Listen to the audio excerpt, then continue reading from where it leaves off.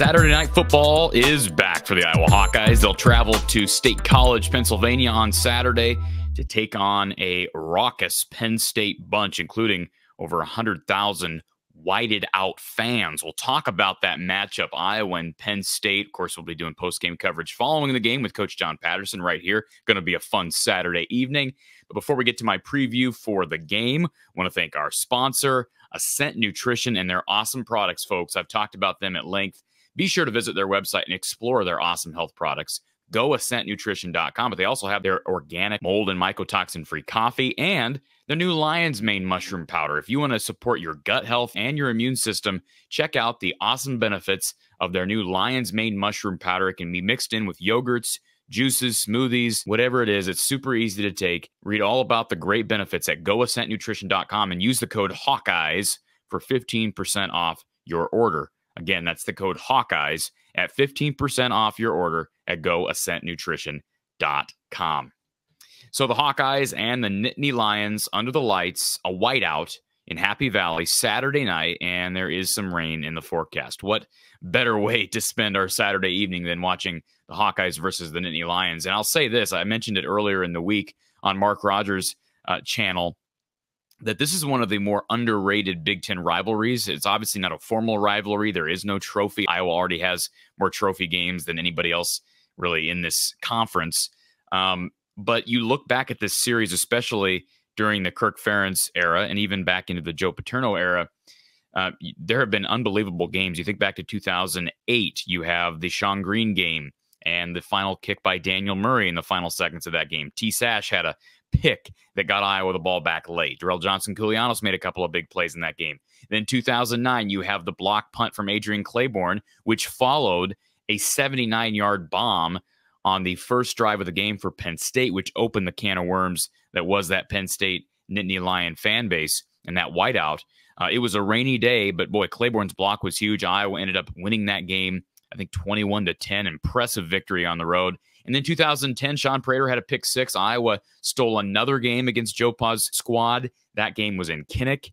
2012, Iowa lost a very hyped-up game. Brandon Scherf and Andrew Donnell, two of Iowa's two best offensive linemen that year, both went down with injury in the same game. Iowa got routed, and of course, Iowa went on to have an awful 2012 season. 2016, Iowa got routed at State College. They followed up the next week with a monumental win in Kinnick over Michigan.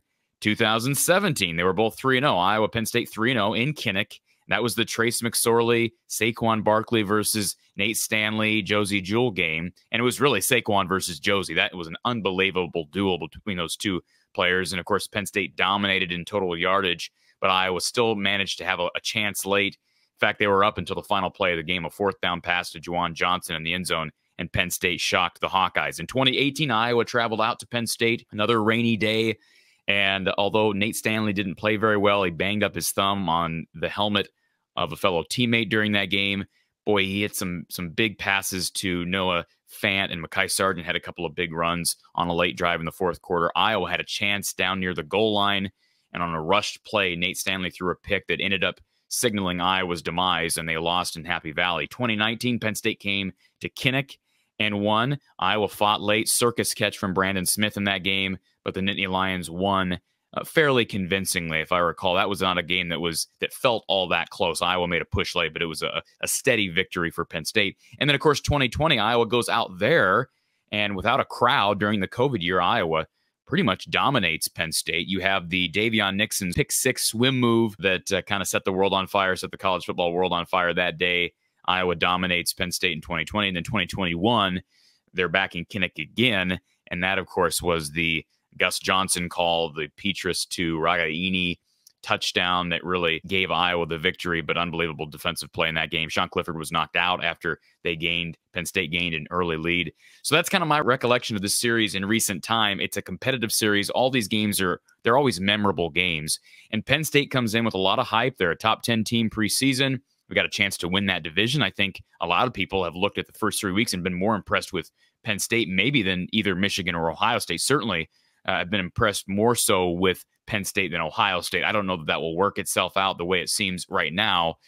But Drew Aller, a really talented quarterback. He's a former 5-star, not the most mobile in the world. He can move his feet if he needs to, but just throws a real crisp ball. He is a pocket presence for Penn State. They've got a couple of really young, talented backs who went off last year. They haven't looked great in the run game so far this year, but they've looked adequate. And again, really talented back there. And I know their defense is just stacked. They've got athletes everywhere, future pro players everywhere. They're fast. They're quick to the ball. It's going to be hard for Iowa to move the football, run the football against Penn State. Of course, Iowa ran the football effectively last week against Western Michigan, but that is not a good Western Michigan defense. We understand they're one of the worst FBS teams in the country. Iowa is down Caleb Johnson and Jazz Patterson. It will be a lineup of LaShawn Williams, Kamari Moulton, and Terrell Washington Jr. Of course, the latter two, both true freshmen, and we might even see Max White, if need be, the non-scholarship running back who scored a touchdown late last week. So Iowa's ability to run is going to be severely challenged. I don't expect Iowa to be able to rush for more than 3.5 a carry. If they can get to 3.5 per carry against Penn State, I'd give them a good chance of winning. I could see Iowa winning this game with 3 or less yards per carry. Now, that's not typically a recipe for success, but again, I think back to games like in 2017 where Iowa couldn't move the ball if their life depended on it, but they did a couple things late in that game. We're going to talk about some of those things, my keys to this game that kept them in it and gave them a chance late, and I think we could see the same thing play out this Saturday. I do like the facet of having a leader in Cade McNamara with a former teammate of his, Eric All, now a current teammate again with Iowa. Both those guys went out to Happy Valley a couple of years back and won. That was also a whiteout game, so they have experience in this game. I don't know about Cade's health. I didn't think he looked very healthy against Western Michigan. He obviously struggled. Iowa gave up a couple of big plays defensively. Jermari Harris didn't look great in his first game back, but I've been saying it all week. I actually think Iowa giving up those big plays through the air last week will pay dividends because they bounced back in the second half against Western Michigan, and you can bet the farm on this.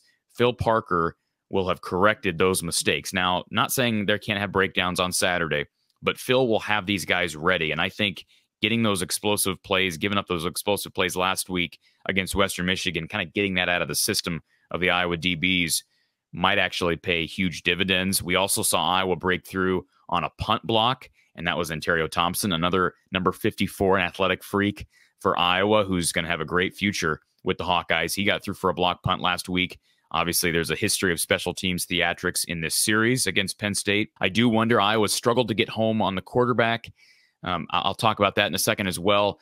Can they create pressure in the backfield? That's going to be a question mark. And obviously, how fast of a start do you get off to? I think that's going to be huge. You can't fall behind 10, 13 points early on against this Penn State team and that whiteout, and it can snowball. You look at Minnesota last year. That was a good Minnesota team, and they got rocked by Penn State during that whiteout. Now, the one thing about Drew Aller, he does not have a ton of experience in these big games when the game was in doubt.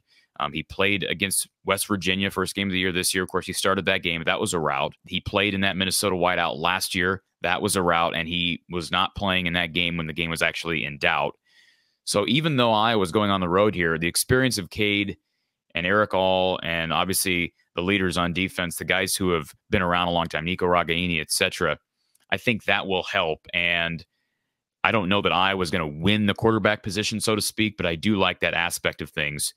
And, you know, I guess we can look at my 3 big keys to this game, and I can kind of explain them as we go. My first big key for Iowa to win this game is they've got to win the battle of discipline, so to speak, and that means penalties and turnovers. Illinois lost by 17 last week, and they were -5 in turnovers. Now, typically, you see a team that's -5 in turnovers, they're going to lose by 25 or 30 points. The fact they only lost by 17 is an indicator that maybe Penn State was not quite as dominant in the trenches as you would expect. They were about even in yardage, about even in total first downs.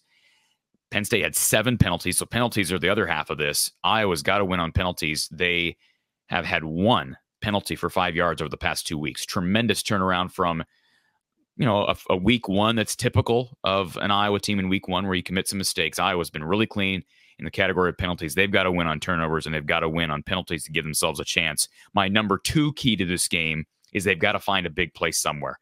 And that doesn't necessarily mean through the air on offense or on the ground on offense. It would be great to hit a play action play, maybe on a waist down, knock on wood, hint, hint.